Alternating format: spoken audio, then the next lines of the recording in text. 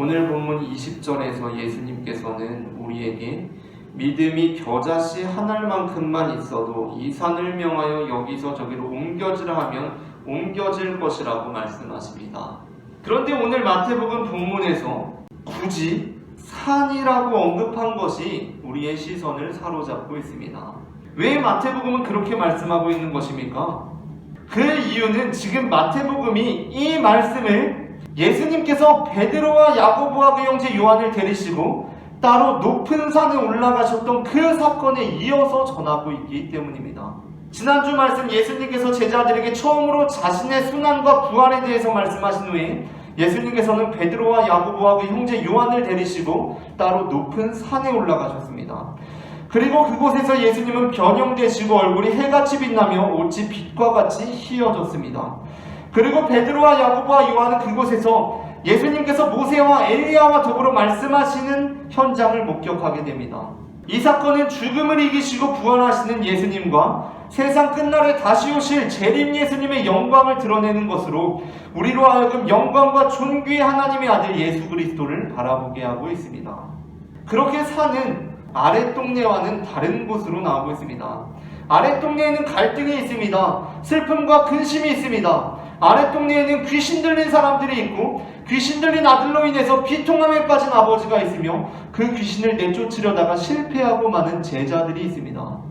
아랫동네는 원래 그런 곳입니다. 난장판인 곳입니다. 하지만 산은 그렇지 않은 곳입니다. 산은 하나님의 영광이 드러나는 곳입니다. 그곳에는 세상 걱정도 없고 슬픔도 사라진 곳입니다. 그래서 영원히 머물고만 싶은 곳입니다. 그래서 마태복음 본문은 어떻게 말씀하고 있습니까? 우리에게 믿음이 있다면 산이 옮겨질 것이다 라고 말씀하고 있다는 것입니다. 물론 앞에서 우리가 나누었던 것처럼 우리는 믿음으로 산을 옮길 수가 없습니다. 사실 산은커녕 앞에 있는 이 볼펜 한 자로도 믿음으로 우리가 옮길 수가 없습니다. 그러나 우리가 이 표현을 조금만 달리 생각해보면 우리는 오늘 본문에서 이미 산을 옮기시는 분을 만날 수가 있습니다. 산을 옮기시는 분, 그분은 바로 예수님이십니다.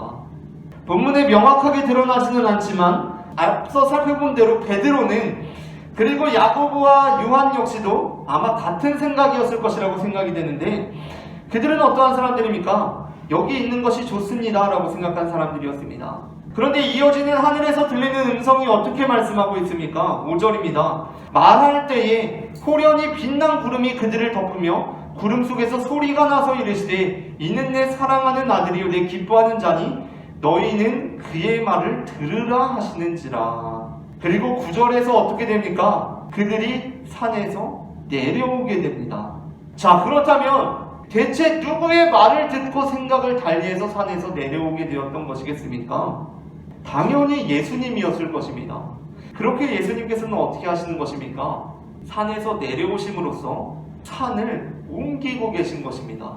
그것이 바로 예수님께서 산을 옮기시는 것이었습니다. 우리는 산을 옮길 수 있는 믿음을 가질 수 없습니다. 그래서 혹시 산이 옮겨지지가 않아서 나는 겨자씨 한 알만한 믿음도 없나? 왜 산이 안 옮겨지지? 라고 생각하십니까? 아닙니다. 우리는 상대적으로 이 본문을 읽어야 합니다. 지금 예수님께서 어떻게 하고 계십니까? 산에서 내려가고 계십니다. 그런데 예수님의 입장에서 보면 어떻습니까? 지금 산이 옮겨지고 있는 것입니다. 예수님께서 걸음을 옮기심을 통해서 그 산이 옮겨지고 있는 것입니다. 그런데 예수님께서는 이것이 바로 믿음이 있을 때 가능한 것이다 라고 말씀하신다는 것입니다. 믿음이 없는 사람들은 어떻습니까? 절대 그 산을 옮기지 못합니다. 믿음이 없는 사람들은 그 산으로부터 절대 그 걸음을 옮기지 못합니다. 산에서 내려가겠다는 생각조차 하지 못합니다. 그냥 드러누워서 여기가 좋구나 라고 합니다. 베드로의 심리가 모든 인간의 심리입니다. 그 안정된 자리에 계속 눌러앉고 싶은 것입니다. 예수님께서는 우리에게 믿음이 있다면 우리는 산을 옮기는 자들, 산으로부터 걸음을 옮기는 자들, 산에서 내려가는 자들이 되어야 한다라고 말씀하십니다. 왜냐하면 그 산 아래에는 고통받고 있는 영혼들이 있기 때문입니다. 그곳에는 귀신 들려서 불 속에 들어가서 데이고 물 속에 들어가서 고통당하는 한 아이가 있습니다. 그곳에는 그 아이로 인해서 그 눈에서 눈물이 마를 날이 없는 아버지가 있습니다. 그 아이를 고치려고 해보지만 실패하고 또 실패하고 많은 제자들이 있습니다.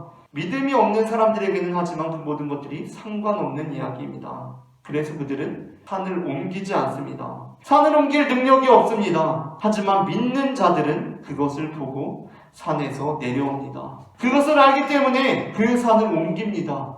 얼마나 기적 같은 믿음입니까? 영광된 자리에, 안정된 자리에 있을 수가 있는데 그것을 포기하고 산을 옮기고 있는 것입니다. 예수님께서는 이것이야말로 산을 옮기는 기적과 같은 믿음이 아니냐라고 말씀하고 계신다는 것입니다.